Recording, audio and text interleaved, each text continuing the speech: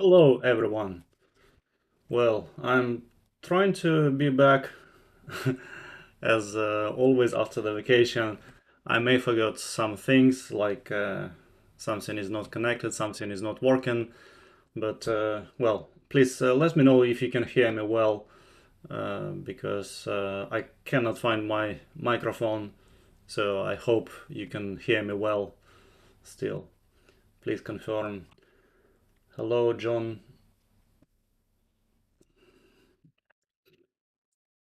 So let's see what I'm gonna to be doing today. Mm, right. Yeah, cool. So thank you very much for the confirmation that you can hear. That's good. How is the situation now? Well, it depends. Hello, Tanya. It depends what you mean now and where. I, so yeah, thank you guys. Welcome back. It's pleasure to be back again.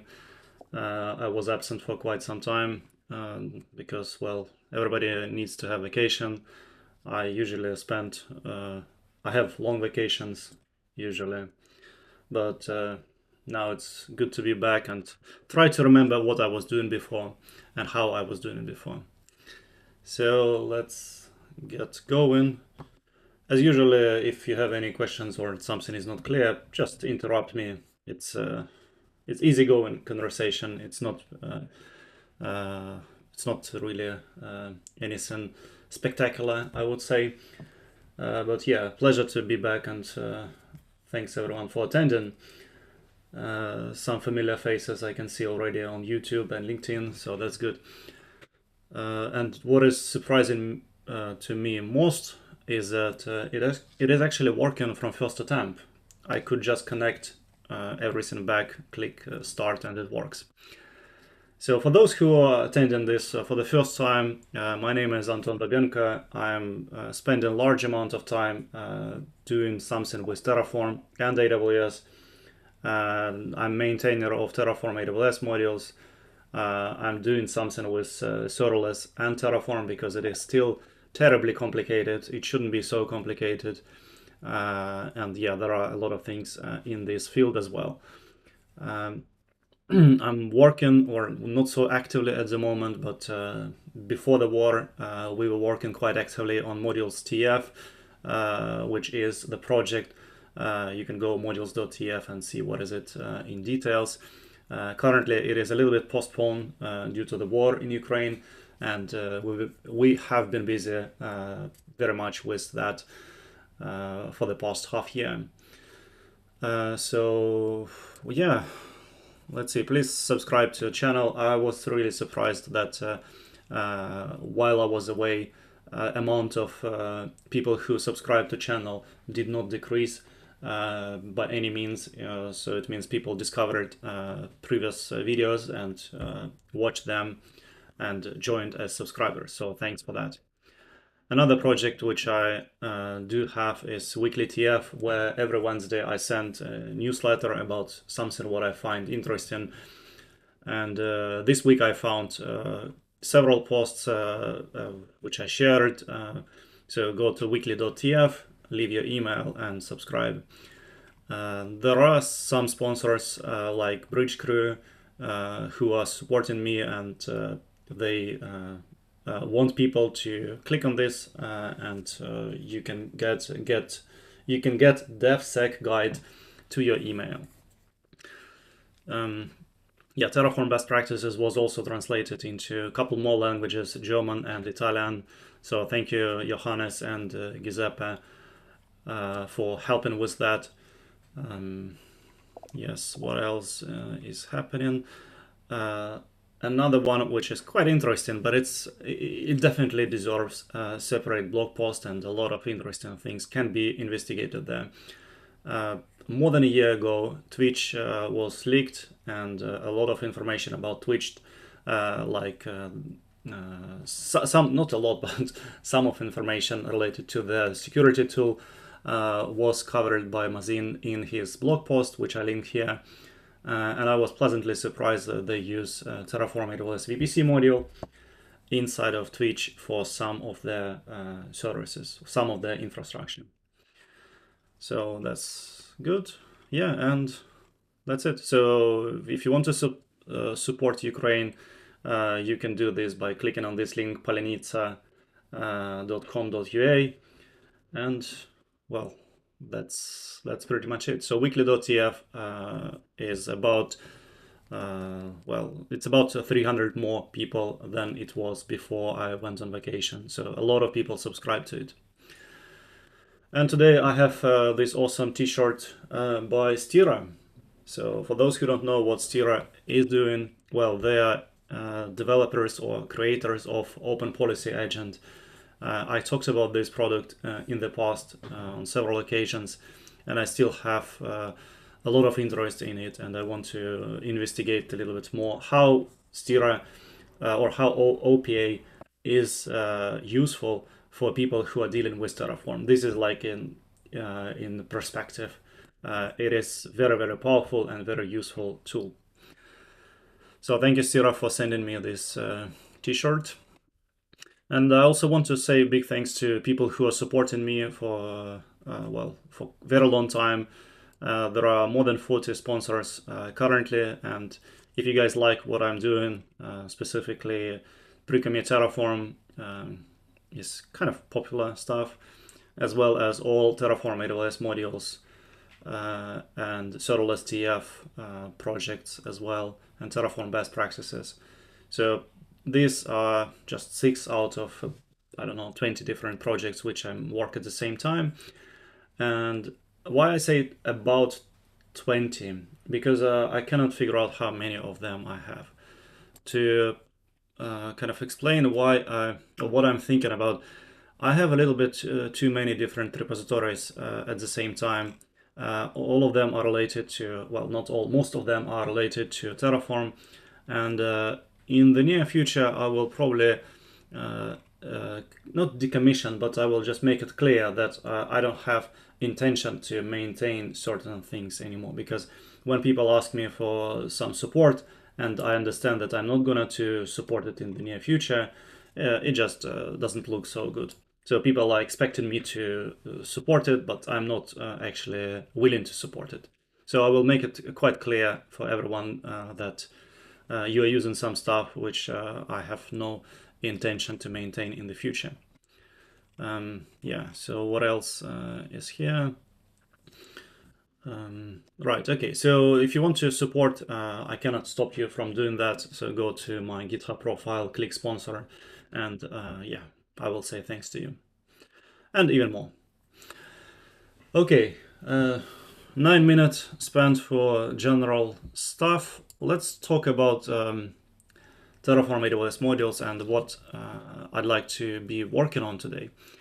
First of all, there were a lot of changes, not changes actually, a lot of attention from the community, from contributors, maintainers, on all Terraform AWS modules while I was away.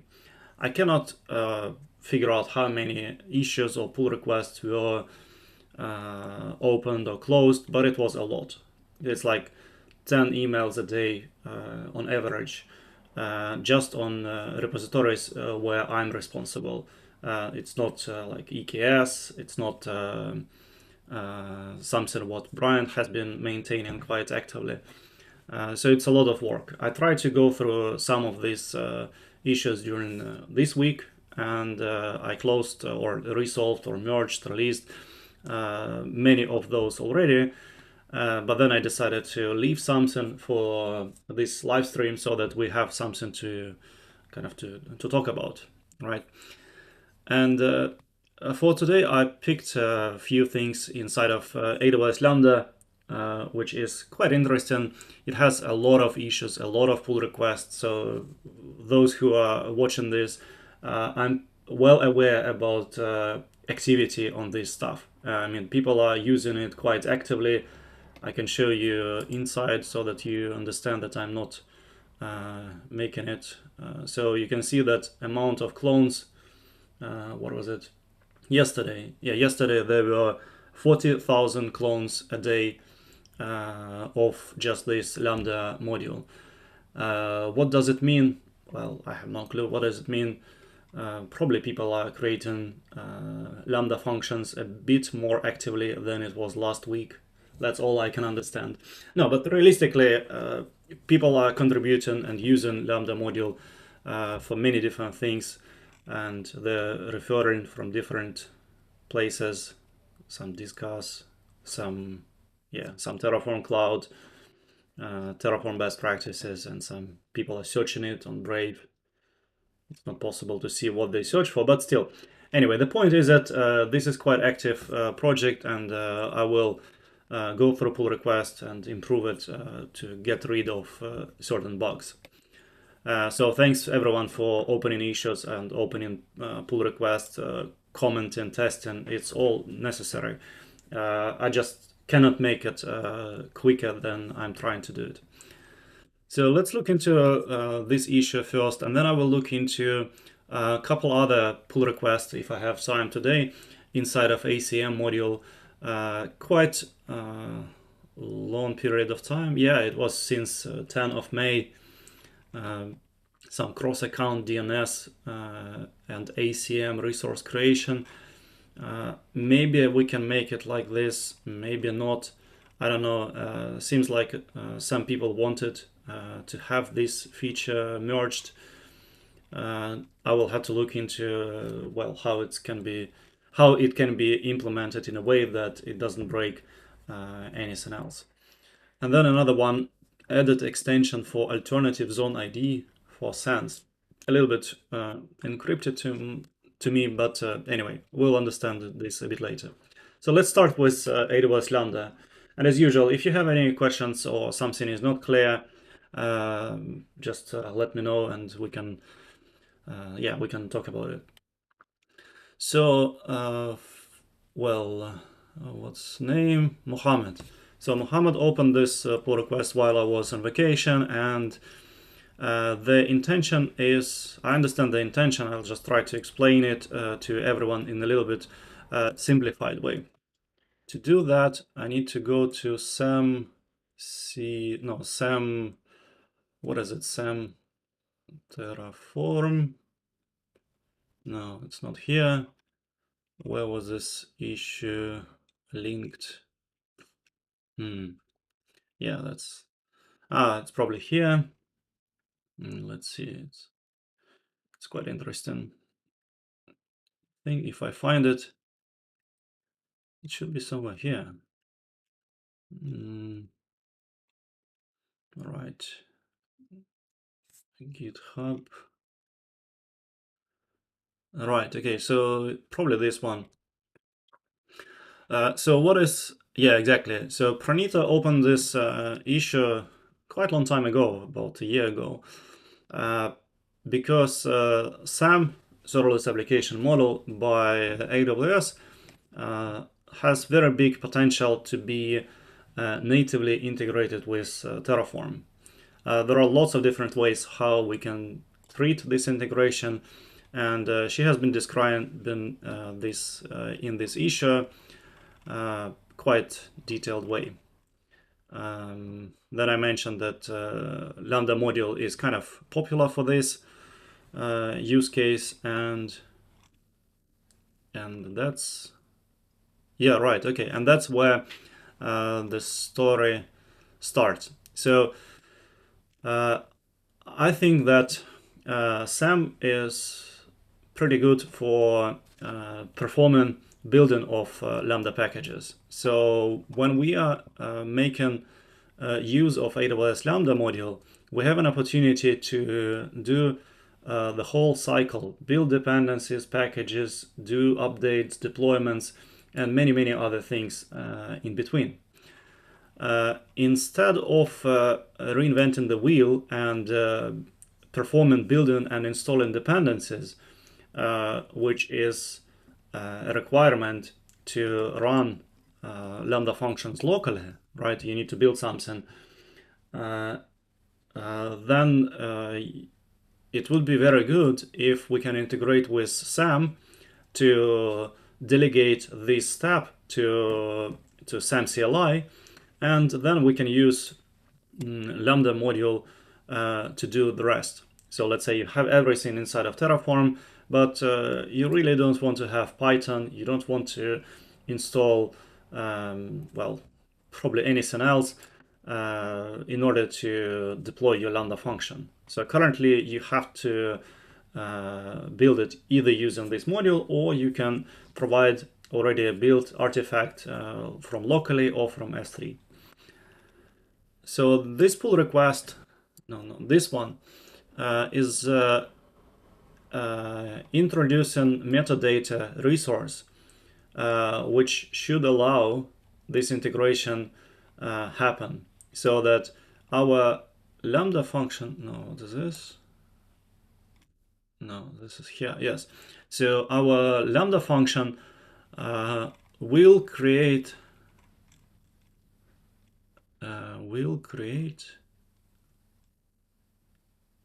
what? No, I don't understand it. Okay, so it's so complicated, especially after vacation. But let's see. SAM CLI will have to be responsible to get some metadata and doing something with it, right? So then, yeah, then I'm already lost. Okay, so our Lambda module will have to produce this null resource. Oh, this is so good. I need to put it on screen. Hello, Anna. And yeah, there are some questions. Hello, Samuel. Hello, Yuri. Just 1 second. Oh, Anton, I will get back to your question in a second about proper workflow to deploy Lambda that uses ECR image, because there was issue or pull request open, so I just need to come back to it. So let's think about this for a second. What can be the integration between Lambda function and SAM CLI? When I look at this for the first time, I think it was about June or July. I mean, when I talked to guys from AWS about this, I was thinking that there has to be a physical file created somewhere. But if there is no physical file created, then how SAM CLI will be able to do anything there? Yeah, that's so making use of null resource doesn't give any value, right? I mean, it's just null resource. So what it means is that this null resource will be recreated or will be triggered if something inside of this one changes, and it will happen after certain depends are satisfied. So it will happen after archive prepare is created, and after null resource archive is created. Okay, well, more or less that's okay, but what's the point of this one if it's not going to be creating physical file or doing anything for real? I don't understand this now. Okay, so I will have to make a little bit more kind of investigation about this, because I now don't understand what's going on. I was thinking, actually, I promised to to them that I will review this today, and it looks good. But now when I look into it, I understand that I don't understand what's going on here. So sorry guys, but it's not something what I can easily merge because I don't understand it. I can fix grammar mistakes, which is quite cool, right? Of course, no. Okay, postpone this one. It's not so easy to think about. I looked into this one, and SAM local invoke. No, that's magic. Okay, sorry, but this pull request is not something what I can easily merge right now, so let's review it a bit later. Or I will leave proper review, but after this stream. Okay, what else? You see, 10 minutes and pull request is fixed. No, I mean, it's not fixed, but it's on its way. Right, another thing which has happened while I was away was this release of Terraform 1.2.7. And well, I received probably 20 emails from people who said like, oh, suddenly everything is broken for us and we didn't do any change, but it's just broke. So if you see this kind of error message, you need to do something. I will try to explain something, but it's well described inside of this issue 31615 in Terraform core.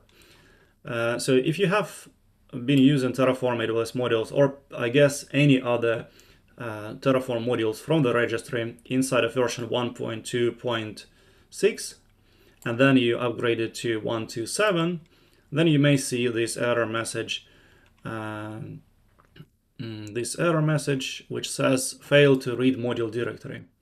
Normally what we used to do is that we run Terraform init upgrade just to make sure that we re-download everything, but in fact it's not gonna to help.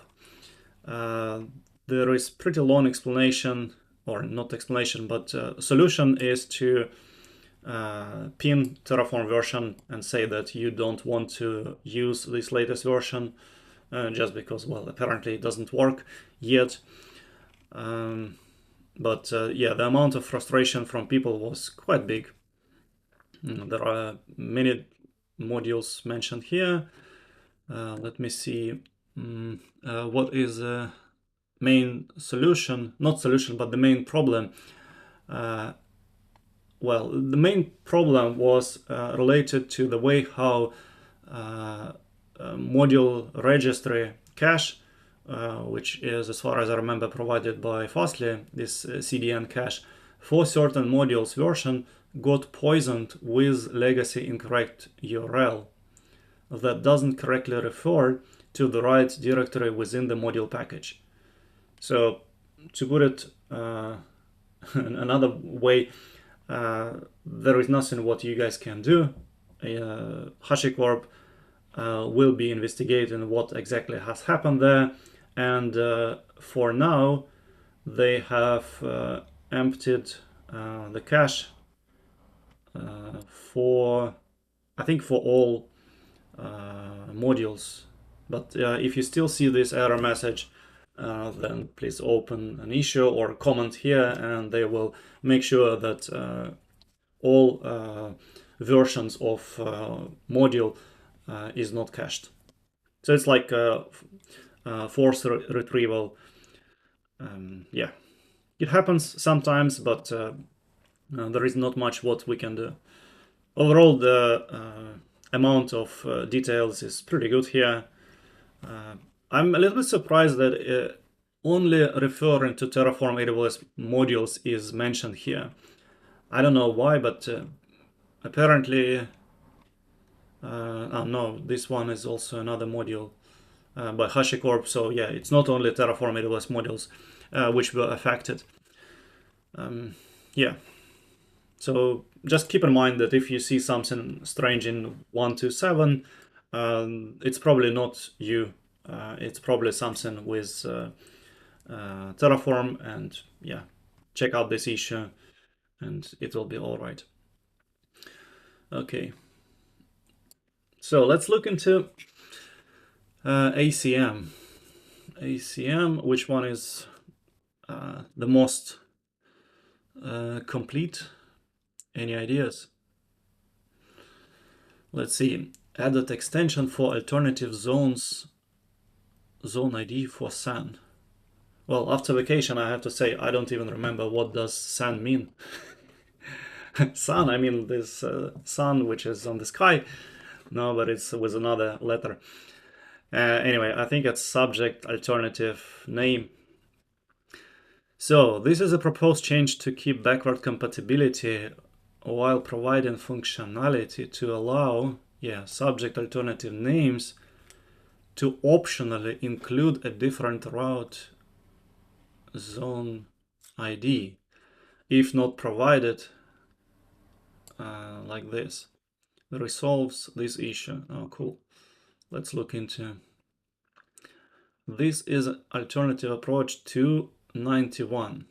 Let's see. But to keep extra data objects outside of the module, this implementation doesn't use data Route 83 calls and keeps provider version compatibility. Should be fully compatible. The try calls allow both old and alternative map. Well, try is actually still pretty funny function. I remember. Oh, actually, I say that I remember, but in fact I don't remember. So let me look into what was the whole story with Route 83 module, which we fixed.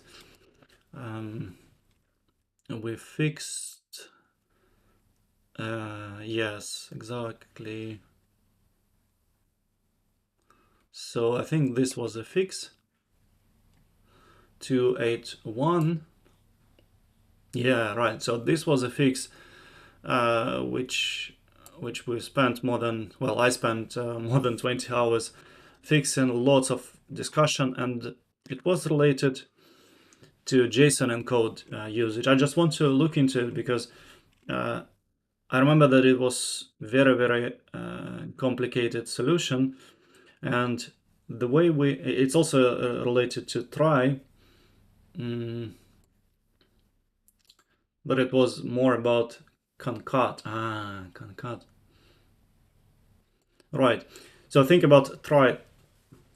The try is synonym in some cases to lookup when you need to get a property of a map or object.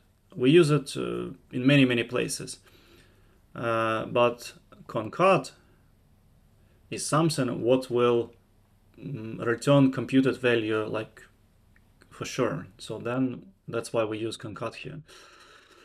Okay, yeah, the rest is pretty straightforward. Okay, right. So then I'm happy that it's not related to this. No, where is it? This one, right? Okay, what else is happening here? Oh, this was so old. This is 13th of January, which is 7 months old. Wow, that's cool. So yeah. Unfortunately, people have to struggle with Stalebot because Stalebot has to keep everything clean. That's the reality. So Fabio was talking to bot multiple times. Oh yeah, I even commented something here. So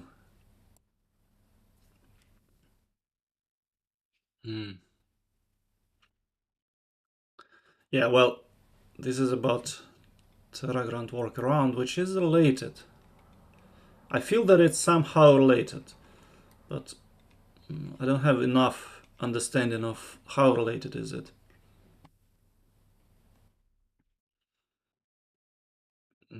Well, let's see. Let's look into the code, maybe understand it better then. Right. So the point here is that person want to create. Oh yeah, right. I completely forgot. Sorry, Anton. I switched to Lambda, or from Lambda module to this one, and forgot to answer your question. Sorry. I see that Sharat posted something to you. Yeah, let's go back to your question because it's kind of relevant very much. So the question was, what is a proper workflow to deploy Lambda that uses ECR images and manage it via Terraform?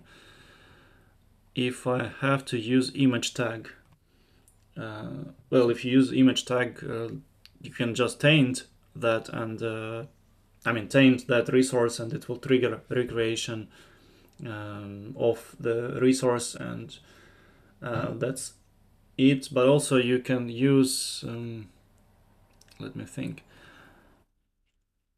Yes, you can. Let's see, ECR.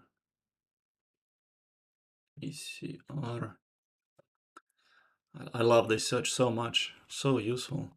So this one, ECR image, and this image by image tag will return you ID.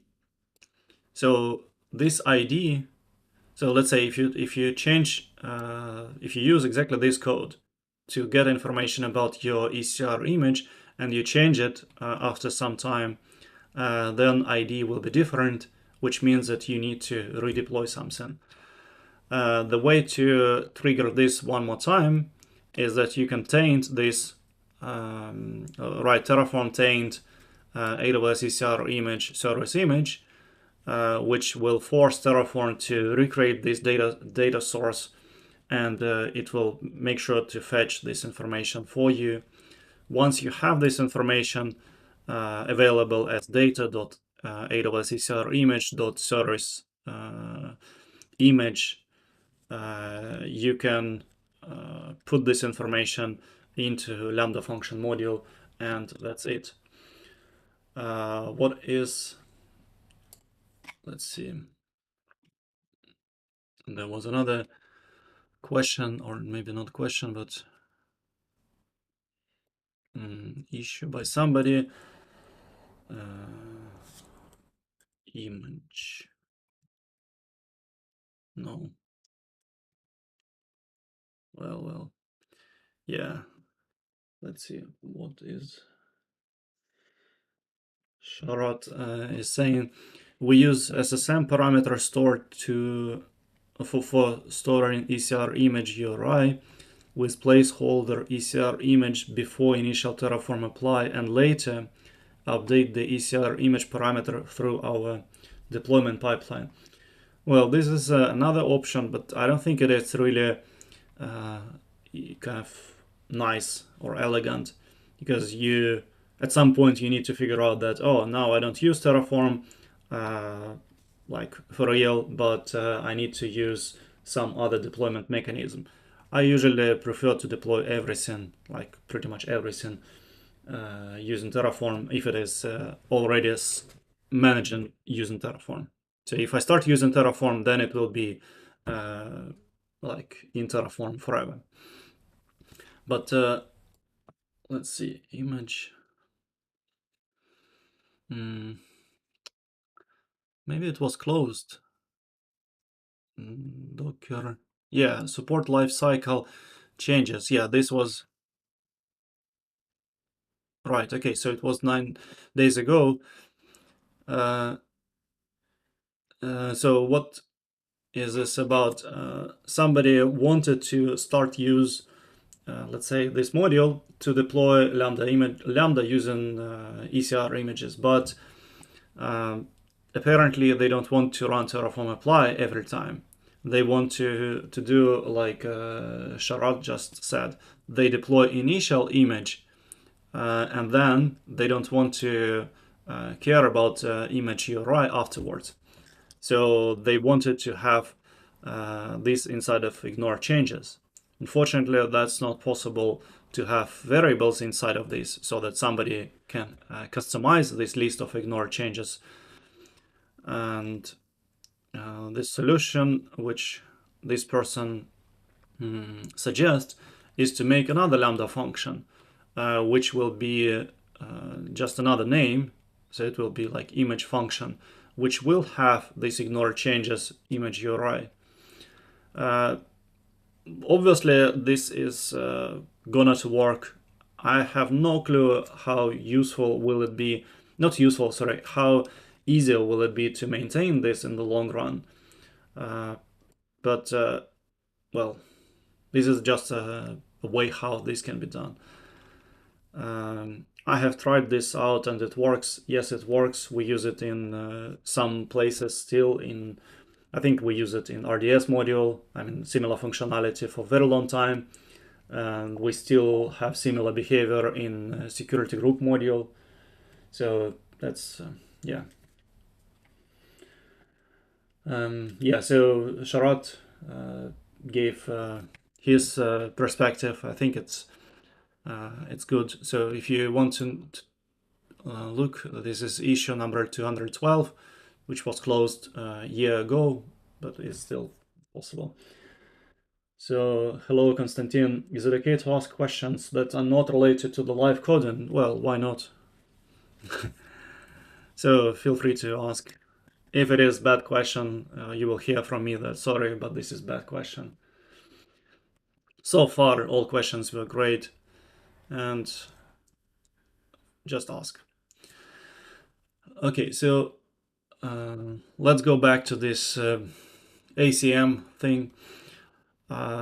So the way I understand, and well, I need to double check it, is that we are calling this ACM module, and this ACM module expect to have domain name like my domain, but this certificate should also be valid for other subject alternative names, which in this case belongs to another domain.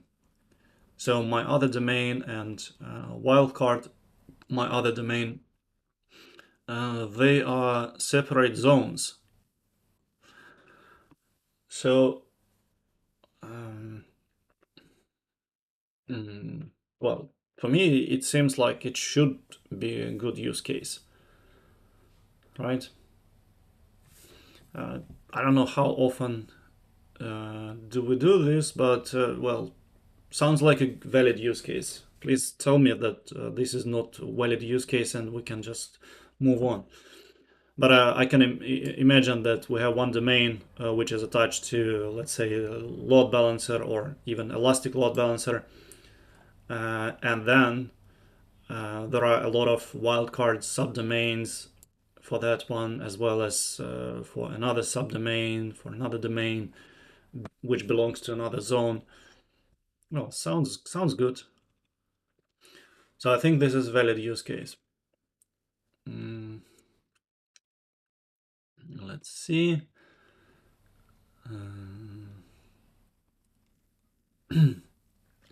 Right.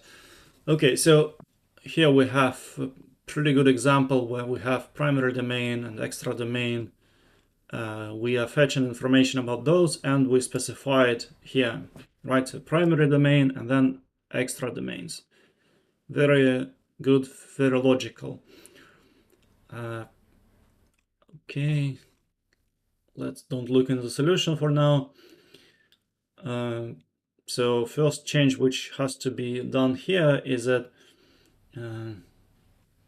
yeah, subject alternative name suddenly updated from list to any. Usually when we change it to any, means that we don't care about validation of the type because we cannot validate type. So it's not something like a list of string or map of string. And don't tell me that we can use object here because we cannot. Okay. Right. Now let's look into a related issue. Okay. While this sounds very good, like you have domain, you have a bunch of other things, and here is another issue. We have cross-account DNS and ACM resource creation. So when we have cross-account DNS and ACM resource creation, isn't it exactly the follow-up to this issue? Because I may own this one and I will be able to create Route 223 records to validate this certificate. But for some reason, I don't have access to this domain. So to do that, I need to say wait for validation should be disabled because I cannot do this. Right? So I guess it's somehow related. So the solution this also has some attention from people, so we probably need to do something about it.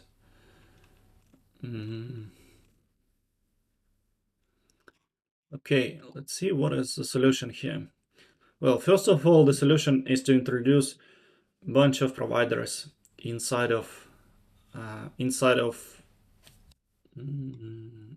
root module, right? So root module will be passing, or root module AWS provider, which is just AWS, will suddenly have a couple aliases, ACM and DNS. And then inside of the code, we have another one, which we had before. Honestly, I don't like to deal with providers at all inside of modules, because I go to the book. I like to call it the book. Somewhere here I mentioned that provider.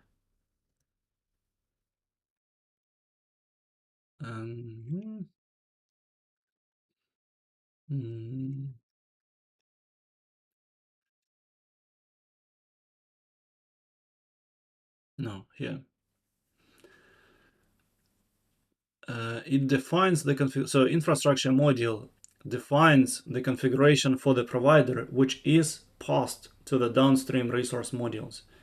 So if we look into infrastructure module, this yellow internal one, then yes, it knows about providers. But internal resource modules like ACM, Route 53, and pretty much most of other things, they don't care about it. They operate within just a single AWS provider instance. So that's why I'm not really sure that this is necessary. Okay, let's see. I want to know if you guys have an opinion. Maybe it's not so bad, but it's actually quite bad, even for the people who use TerraGrant, because, well, you cannot do this with TerraGrant. And then the whole code suddenly is extended in a little bit wrong place, right? So you are creating a bunch of resources, but you specify what kind of providers you need to use. So Route 53 record, you use DNS provider. ACM certificate, you use ACM. Not big fan. And also this configuration aliases, as far as I remember, was introduced in like 0.14 or maybe even 15. So I don't think we support 0.14 as a minimum requirement yet. And let's see, yeah, we support just 0.13 because, well, that's when good things were added. Oh, Konstantin, I saw your question, so let's switch a little bit to this one. How would you approach managing hundreds of AWS accounts with hundreds EKS clusters? The ask here is not how to create them, but how to manage them in the long term, mostly upgrade. I have no clue, honestly.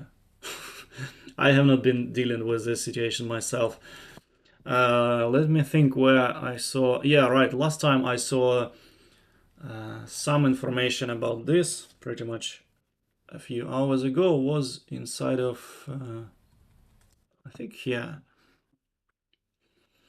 So AWS wants to teach people how to use EKS, and well, they're doing it by introducing this EKS blueprint. And here inside of issues, I think I saw a question like this.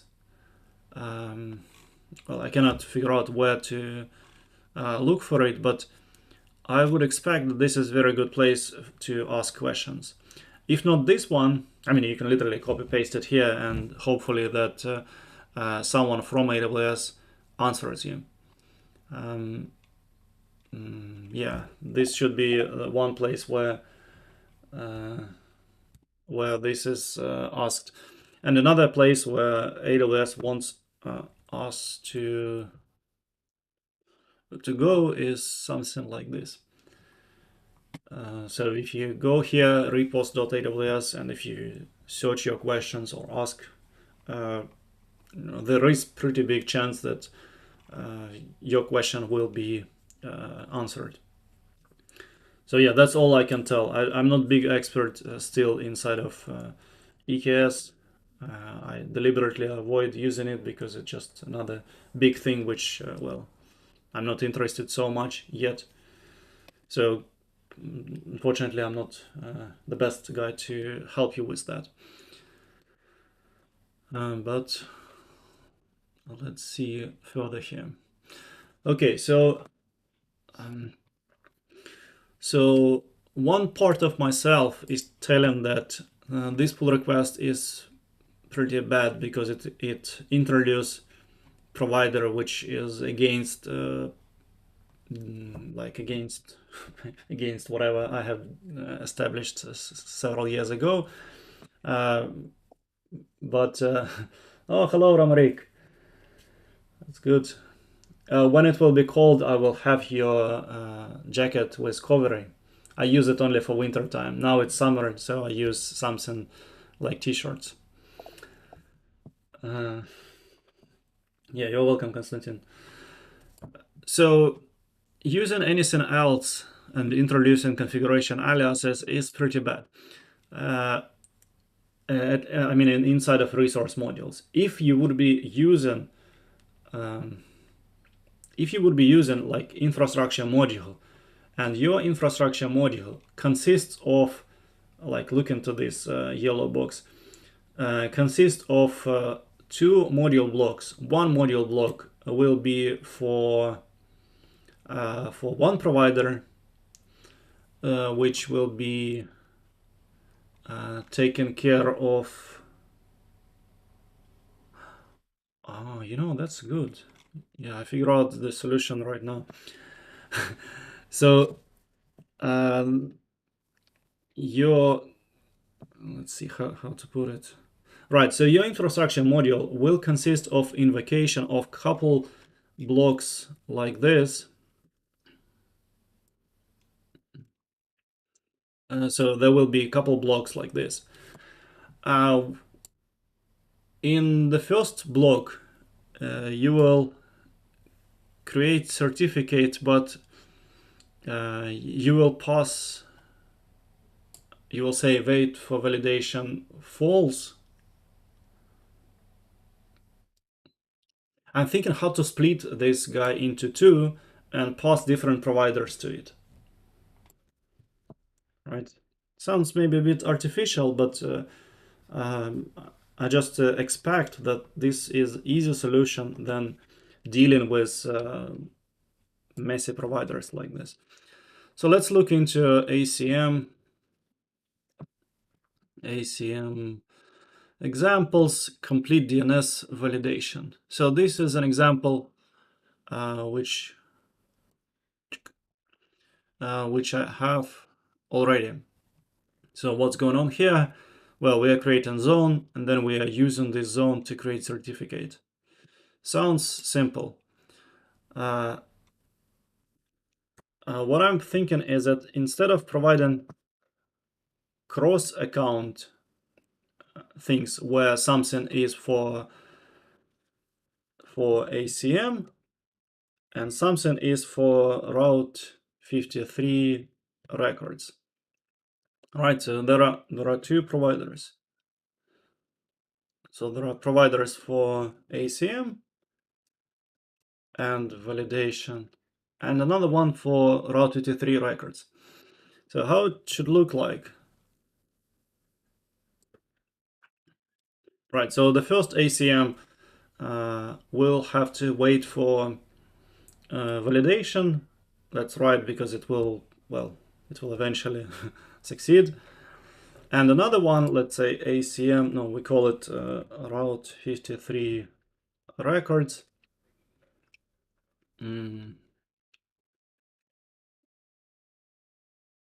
I don't know what names should be here, but let's see, provider. There is no provider block here, but we can make it provider AWS alias. We call it route 3,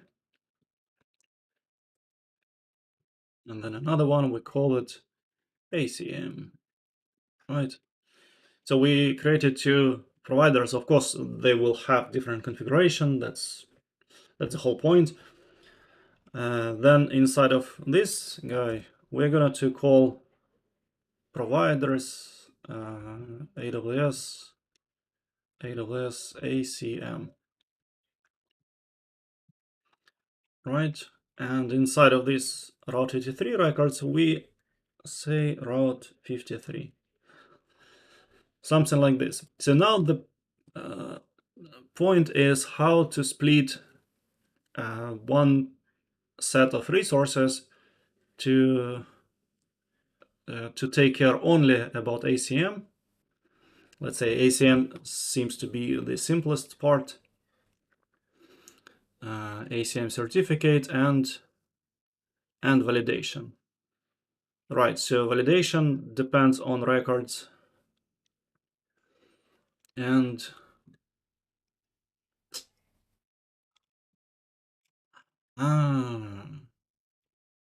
right. Oh, that's cool. That's cool. All right, so look into ACM certificate validation things. It is already supporting validation using Cloudflare. I guess it was added this time.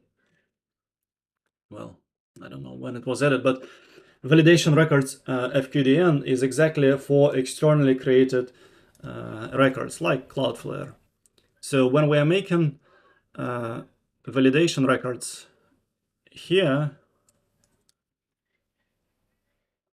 we specify that validation records will be provided from route 53 records and then something here where they are,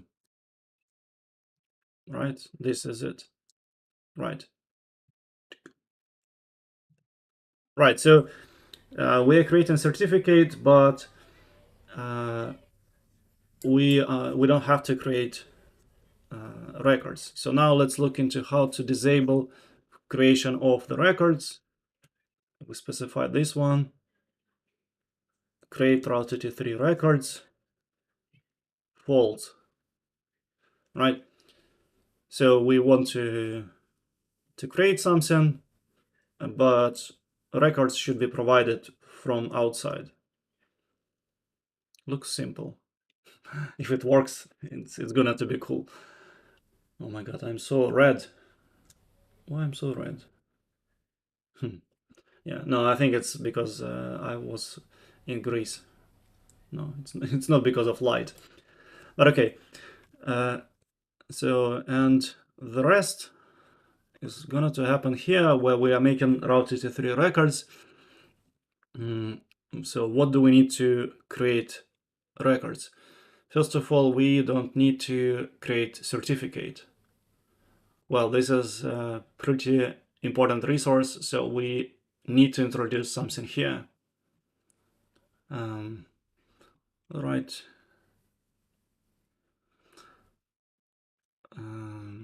Yes, so this one we don't need. So probably we will have to specify something like create certificate false. But yeah, create certificate false. This is it.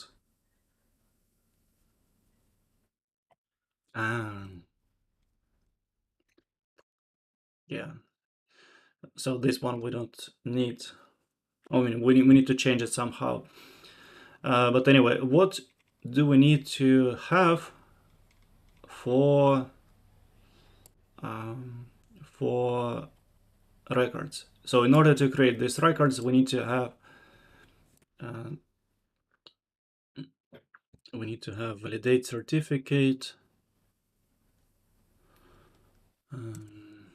Yeah, well, validate certificate is true by default, so it's good. So what else inside of validation domain? Right, so validation domain is heavily relying on this ACM certificate resource. So what we need to do here is that instead of relying on this resource, we just need to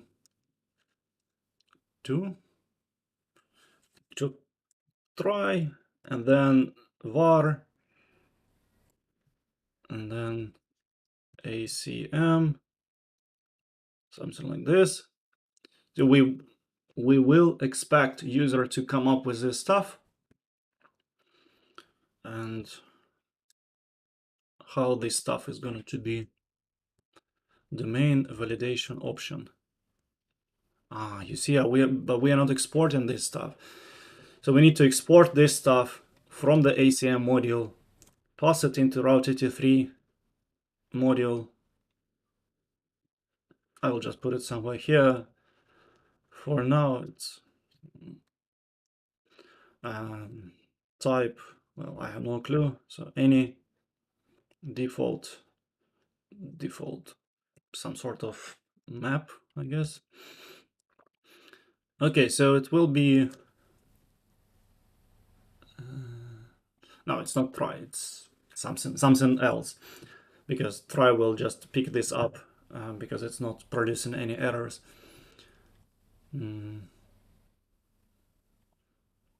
Let's see. Oh, yeah, right. Well, it can be another way around here. So we are trying to get this information, but we will not be able to succeed. So we will fall back to whatever user provides, which in this case will be domain validation option. So now let's make sure that we are exporting this stuff from domain validation. We're already exporting it. So cool.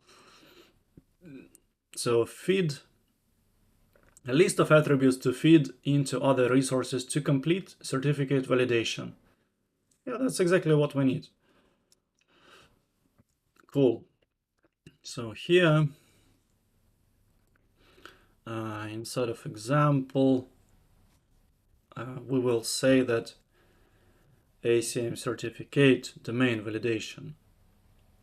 No, sorry, not this. ACM domain validation option.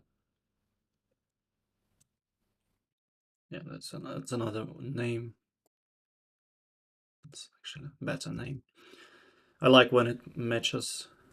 So we are providing this one, and it will be from module ACM, this one. Right? So for that one, we don't need to know domain, zone ID. No, zone ID we probably need to know, but or no, we don't need to know because everything, right? No, let's see. Distinct domain names. Well, so this guy is in use. Distinct domain names is in use inside of Route 53 creation, right? So we need to come up with domain name, subject alternative names. Okay. But yeah, the right way, of course, is to not ask for it again, but get it from the module which we have here. So it will be module output dot domain name, because that's what we have, as well as zone ID, something like this. Subject alternative names we don't need because it will be already converted into what we need here. Right, so that's pretty much it. That's the whole approach. Again, the module itself does not care which provider is specified. If you specify different or if it's the same, it's just gonna to work the same. Okay, I will finish this one. I think that's yeah, I think that's it. I don't want to take your times on this. It's not really rocket science behind this point. And let's see what else is inside of this issue. Right, so this is about cross-account DNS and ACM resource creation. Now let's look into whether it makes sense to be combined with this one where resources are created in different zones. Let's say if I put this code there, let me just right. So I took this piece of code and I want to, let's say, extend this example. Just want to see if there are any obvious things which I'm missing here. So user will specify that certificates will have to be configured like this.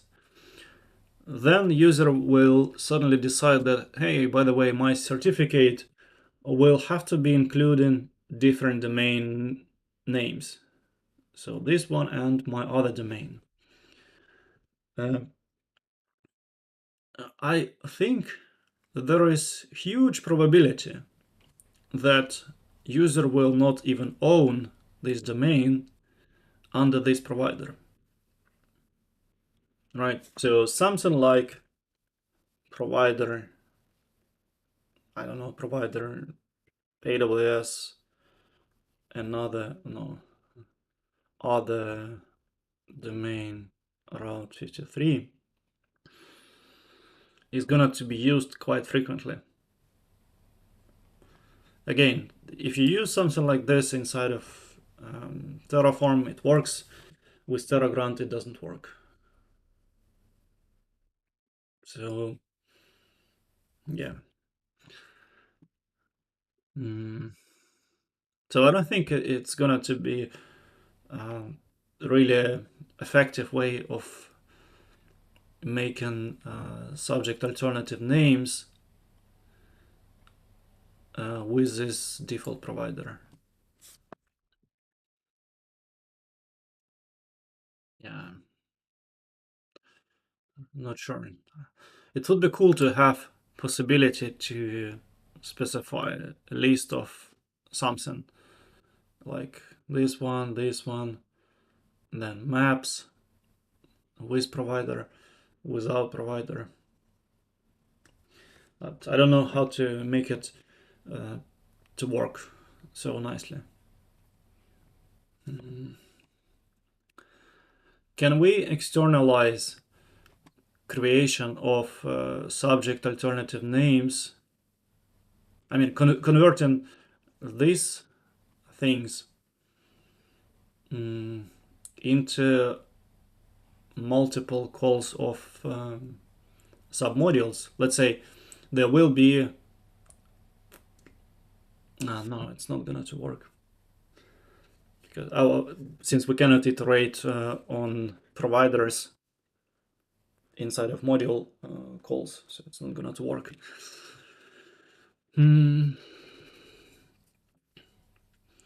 What can we ask user to do in this case? Let's say the situation can be very asynchronous. The situation can be that it will take, let's say I don't even have access to this domain and I will have to send an email or talk to somebody. So this means that I will have to specify wait for validation false, do whatever is necessary, and then it will be working fine. So yeah, possibility to specify a provider here, I think is very important. So without this, yeah, probably not really helpful so much.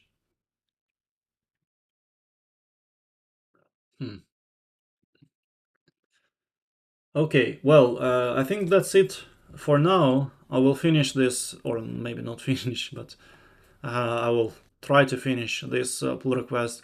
I'm already rather skeptical because usually there are a lot of things which I didn't uh, see immediately, which I don't see immediately right now. I mean, so let's see this one. But anyway, this is the right way of doing things. If you have uh, multiple calls, pass provider here, and your provider should not care about what is gonna to be happening inside of it. Again, maybe if Terraform would be very powerful, like everywhere, that you can use variables everywhere, you can parameterize everything on all levels, maybe I would prefer to do what this guy suggested. But in reality, I don't see how it's possible. I mean, the code will become ugly, ugly, ugly. And it will become even worse when we look into combinations of, let's say, I have Route 53 records, and for some reason, some of these records or some of subdomains are managed using Cloudflare. So good luck performing DNS validation using Cloudflare or using Route 53. So here we have just create false. Yeah.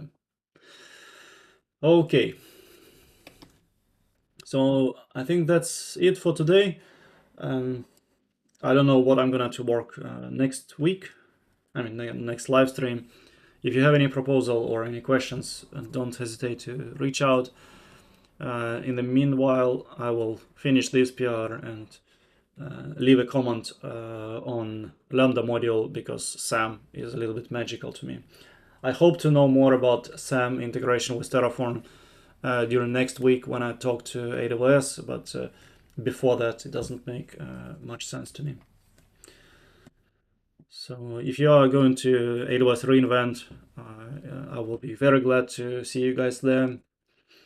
And yeah, see you. Bye.